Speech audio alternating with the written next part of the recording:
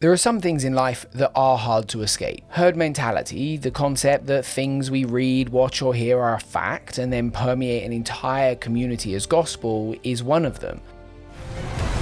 And tightly packed together, they form a single giant organism which offers protection from attack.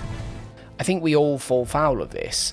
When it comes to adventure bikes, the starting point is pretty ubiquitous, and at the top of that list is almost always the CRF 300 Rally. Pop that question into Google and you'll find swathes of articles and videos presenting that knowledge. And yet there is something I think I misunderstood about the CRF. It is a bike of subtlety that is both obvious to understand, but also really quite misunderstood. Let me explain.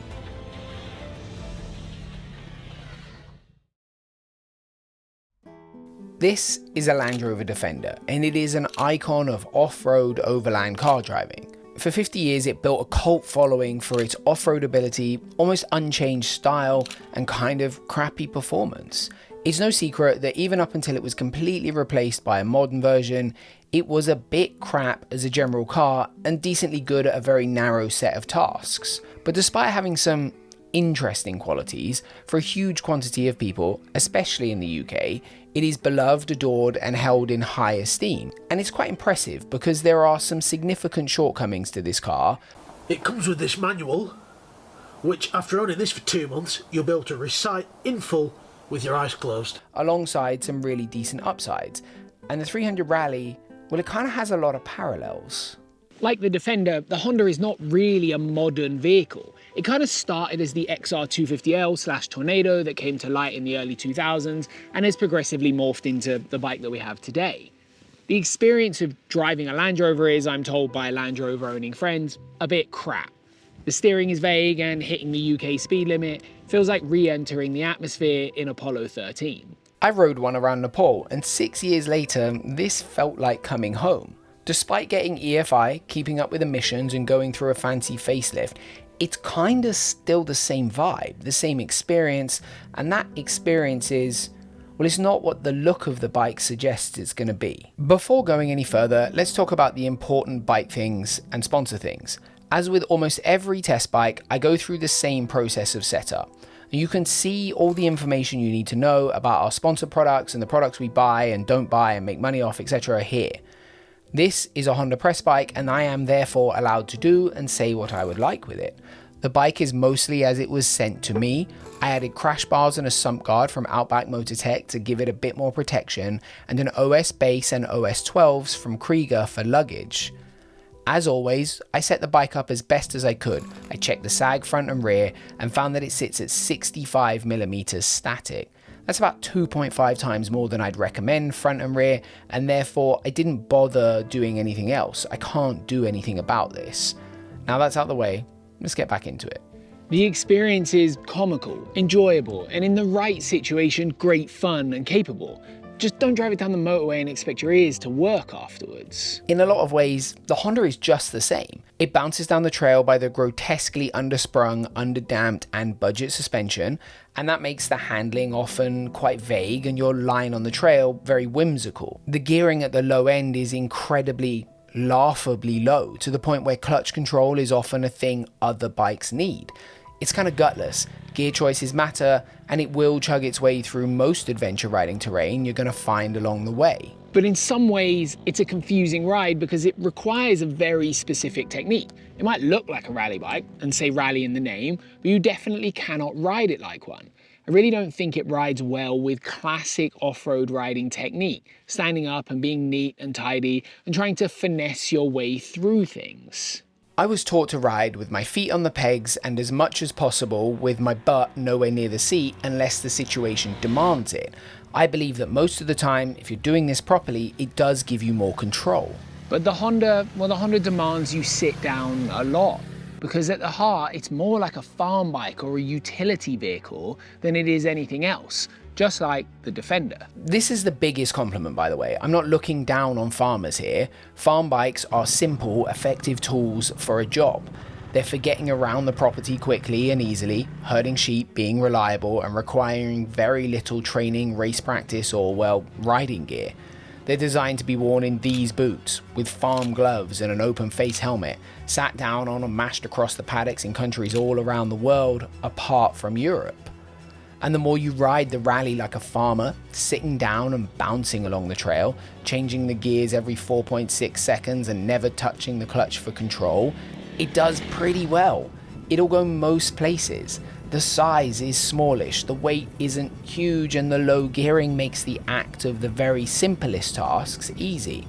Turning it around, very easy. Pulling away, pretty easy. The things a farmer really needs his bike to do.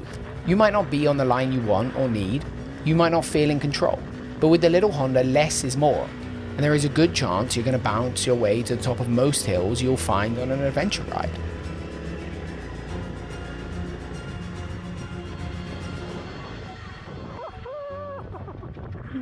That was a wild ride. It'd be better if the springs in the suspension weren't for a bike 30 kilos lighter than this and had a bit more control. 25% static sag is atrocious. Your body weight would have to be minus 30 kilos to make those springs work, and that'd probably help dramatically with both the riding position and the line choice. And that brings us to the paradox of the little Honda. It doesn't require a lot of skill to hop on and ride, but I don't think it's easy to ride. To get the best from it, I've kind of found I had to use quite a lot of technique and skill, and probably more than I expected. More precisely, I had to ride it in a specific way to get the most from it, and quite often I had to use a fair amount of commitment to keep it moving along. While it will let you bimble up and down hills, there are times where the exact right gear is important. You can't drag yourself out of a situation with the throttle, but you also can't drag yourself into one. On downhills, the engine braking is 4x4-esque, often slowing you down super well and occasionally throwing all of your weight forward and overloading the front tyre. Riding in a standing position is a bit awkward, and as the trails get tighter and bumpier, being well balanced on it is really quite tricky. The flat bottom end doesn't help with that. The slightly cramped riding position also adds some hindrance, but also the very light but vague clutch.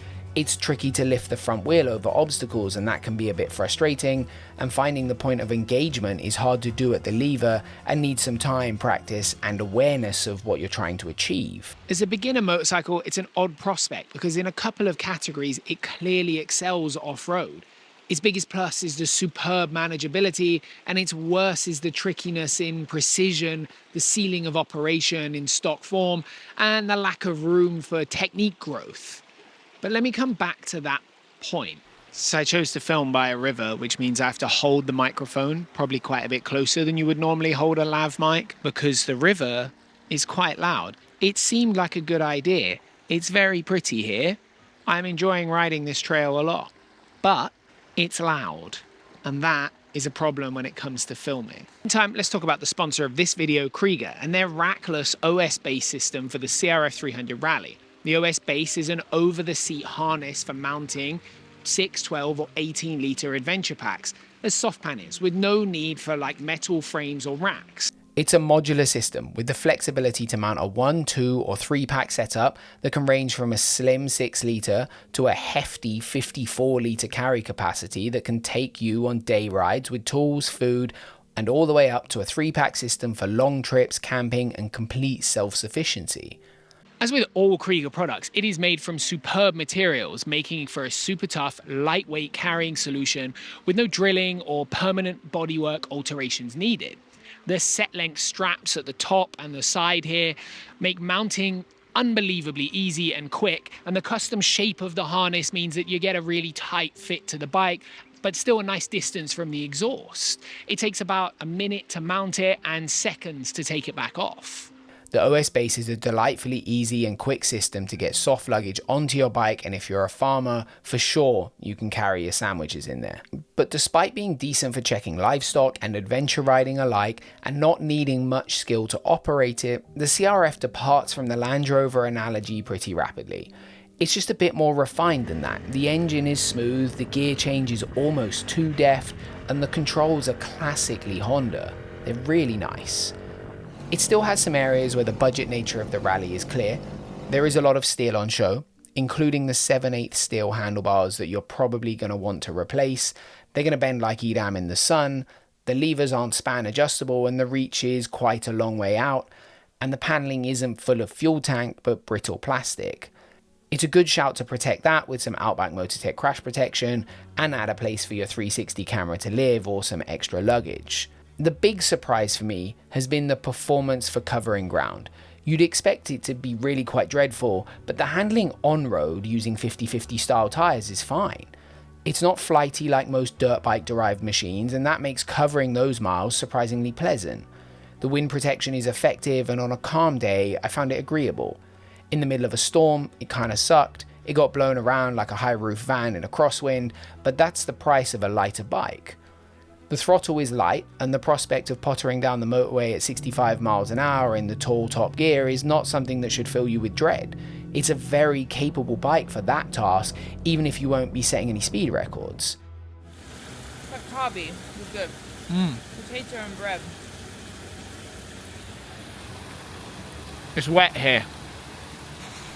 And after 300 miles of adventure-style riding in southern Portugal, I've come to some conclusions. The 300 Rally is talked about as a beginner intermediate bike, but I think that's not quite right. It's a more nuanced, subtle story than that.